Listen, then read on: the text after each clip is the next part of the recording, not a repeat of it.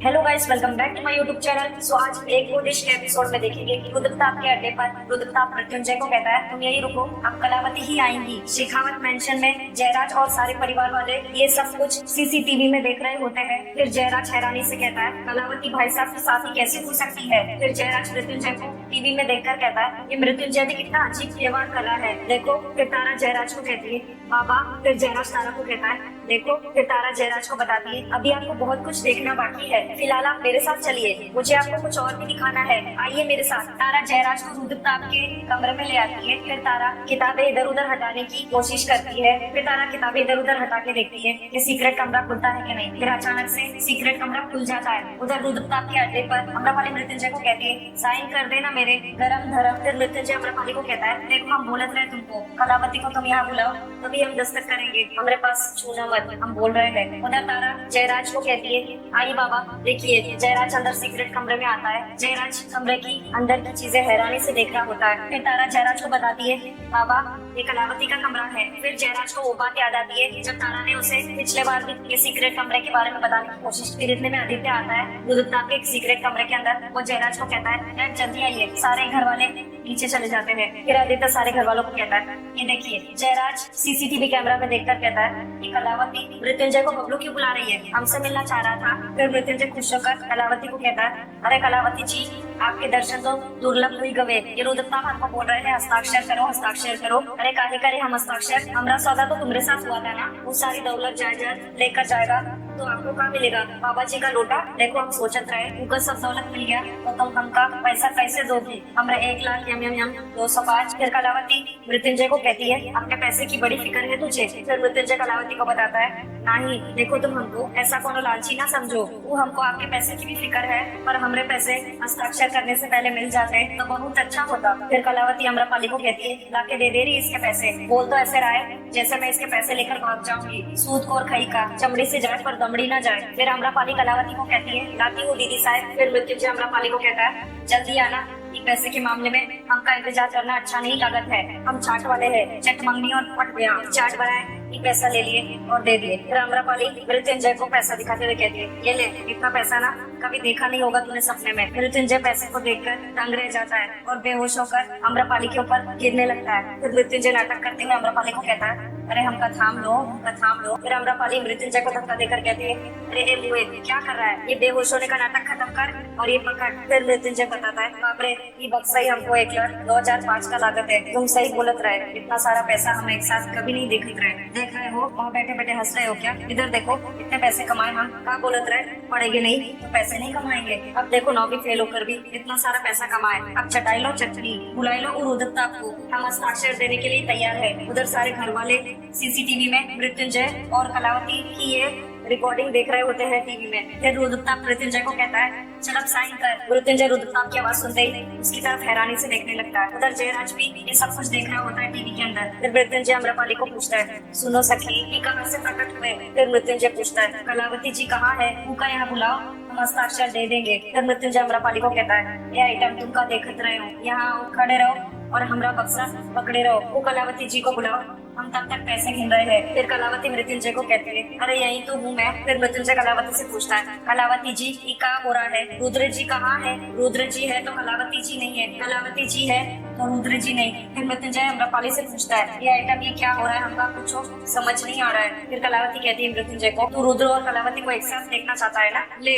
फिर मृत्युंजय के सामने कलावती अपना राज खोल देती है कि वही कलावती है और वही रुद्रप्रताप है, उसे अपना 2 चेहरा दिखाकर। ये सारी चीजें जयराज देखकर काफी भावुक हो जाता है, उसकी आंखों में आंसू आ जाते हैं। फिर मृत्युंजय हंसकर कलावती को कहता है, दैया रे दैया, ये तो 2020 के जमाने में तो पूरे 50-50 हो गए, मतलब कलावती जी भी आप, रुद्रप्रताप जी भी आप, वाह, नाग भी तुम्ही और नागिन भी तुम्ही। उधर जयराज जी ये सब कुछ टीवी में देखकर बहुत ज्यादा रो रहा होता है। निर्मला जयराज को दिलासा दे रही होती है। उधर रुद्रप्रताप मृत्युंजय को कहता है, चल अब नीचे आ, नीचे उतर जमीन पे और साइन कर, चल उधर बैठ। कर मृत्युंजय कलावती को कहता है, ठीक है हमरे हस्ताक्षर ले लो, ये कैमरा के लिए हम एकदम ठीक ठाक लग रहे हैं क्या नहीं। फिर कलावती गुस्से से मृत्युंजय को कहती है, अब समय बर्बाद मत कर, साइन कर। फिर मृत्युंजय रुद्रप्रताप को कहता है, स्माइल प्लीज। फिर कलावती मृत्युंजय को कहती है, उधर कर। मृत्युंजय साइन करके प्रॉपर्टी के पेपर्स कलावती के हाथ में थमा देता है। कलावती बहुत ही ज्यादा भावुक हो जाती है। कलावती भावुक होकर खुद से कहती है, आखिरकार मेरा हक मुझे मिल ही गया। फिर मृत्युंजय कलावती से पूछता है, हमका एक को बात बताइए कि जायदाद तो रुद्रप्रताप को मिले हैं, ये कलावती जी को कैसे? फिर कलावती मृत्युंजय को बताती है कलावती और रुद्र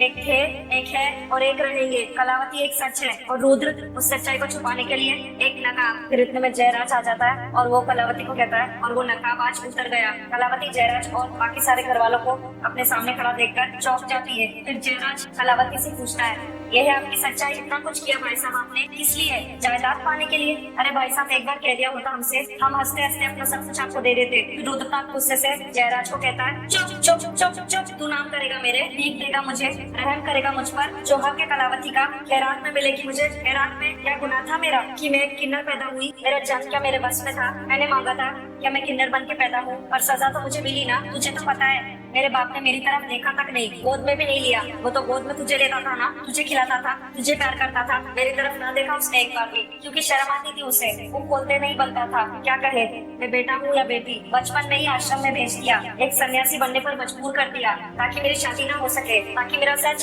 समाज के सामने ना आ सके। लेकिन मेरे भीतर जो लड़की थी उसका क्या? मेरा दिल करता था गुड़ियों से खेलने का, लेकिन नहीं, गुड़ियों का घर ही जला दिया। लड़के के खिलौने थमा दिए मुझको, लड़कियों के कपड़े छुप कर पहनती थी। सटाक सटाक सटाक मार मार के मेरी पीठ लाल कर देता था। कमबख्त जबरदस्ती एक आदमी की जिंदगी जीने के लिए मजबूर किया मुझे। ये रुद्रप्रताप और मेरा सब कुछ मेरे नाम करता गया। अपने उस कसाई बाप से तो बदला ले लिया मैंने, उसे अपाहिज बनाकर, लेकिन तुझसे मुझे अलग से बदला लेना था। तुझे अपना लायक बेटा कहता था ना वो, मुझे इस दुनिया को दिखाना था कि तेरी औलाद, कि तेरे लड़के नालायक है। इसलिए मैंने आदित्य पर बलात्कार और खून का झूठा केस दर्ज करवाया और तेरे उस मृत्युंजय ने, नालायक बेटे ने, लायक बेटे ने अपने सर ले लिया। वो आफत भी अच्छी खासी टल गई थी और तू इस तारा को घर में बहू बनाकर ले आया। ये पूरे परिवार की ढाल बनकर खड़ी हो गई और तो और इसे मेरी असलियत का पता भी चल गया था। इसे ब्लैकमेल करने के लिए इसकी छिचोरी बहन से शादी की थी मैंने, और मैंने इसे बता दिया था कि होली के दिन मृत्युंजय को फांसी पर जरूर लटकाऊंगी, और मैंने अपनी बात रखी। फिर जयराज बाबू को कहता है, इतना कुछ हो रहा था हमारी बहू के साथ और हमारे बेटे के साथ और हमें अंदाजा भी नहीं था।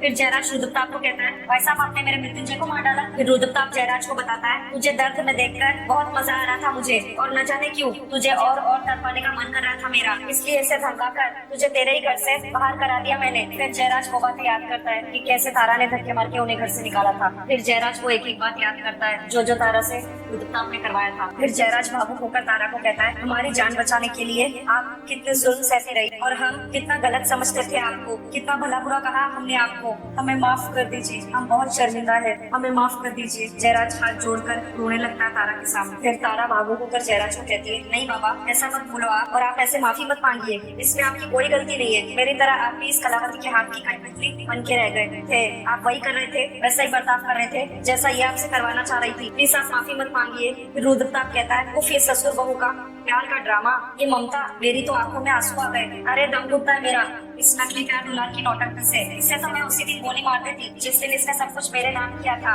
लेकिन मेरा खूंसट बाप, उसकी वसीयत, उसमें शर्त लिखकर चला गया था कि अगर 6 महीने के भीतर तारा मर जाती है तो सब कुछ एक ट्रस्ट के नाम चला जाएगा। इस मुई को जिंदा रखना पड़ा मुझे, पर मैं जानती थी कि इन 6 महीनों में कोई ना कोई कारस्तानी तो करेगी। ऊपर से वो कोई नकाबपोशों का गिरोह मेरे पीछे पड़ गया था, पर मैं चाहती थी कि सब कुछ मेरे नाम हो जाए, और वो भी जल्द से जल्द। वो कहते हैं ना कि अगर तुम किसी चीज को शिद्दत से चाहो तो पूरी कायनात जुट जाती है उस चीज को तुम तक पहुंचाने में। कुछ ऐसा ही मेरे साथ भी हुआ। उस मरे मृत्युंजय का हमसे टकरा गया मुझसे। हाँ, ये हुआ बबलू चाट वाला, पर इस चाट वाले को मैंने बोलना सिखाया, मृत्युंजय की तरह चलना सिखाया, इस कोई तारा को पटाना सिखाया, और देख तू भी चकमा खा गया। इतना बोल के रुद्रप्रताप हंसने लगता है। रुद्रप्रताप बताता है, आज इसने सब कुछ मेरे नाम कर दिया है, अब मुझे तुम में से किसी की जरूरत नहीं है, किसी की जरूरत नहीं है ना। फिर रुद्रप्रताप जयराज को कहता है, जानता है जयराज, कुछ खिलाड़ी निन्यानवे पे आउट हो जाते हैं, भले ही वो लिटिल मास्टर क्यों ना हो, पर मैं उनमें से नहीं हूँ ना। मैं तो उनमें से हूँ जो एम्पायर को गोली मार के अपना 100 रन लेते हैं, अपनी सेंचुरी जरूर पूरी करते हैं, और अब तू मरने के लिए तैयार हो जा। रुद्रप्रताप का ऐसा बर्ताव देखकर जयराज हैरान हो जाता है, वो काफी डर जाता है, और सारे घर वाले भी हैरानी से रुद्रप्रताप की तरफ देख रहे होते हैं। फिर बबलू चौरसिया उर्फ मृत्युंजय रुद्रप्रताप को कहता है, अरे अरे ये क्या कर रहे हो, यहाँ देखिए कलावती दीदी,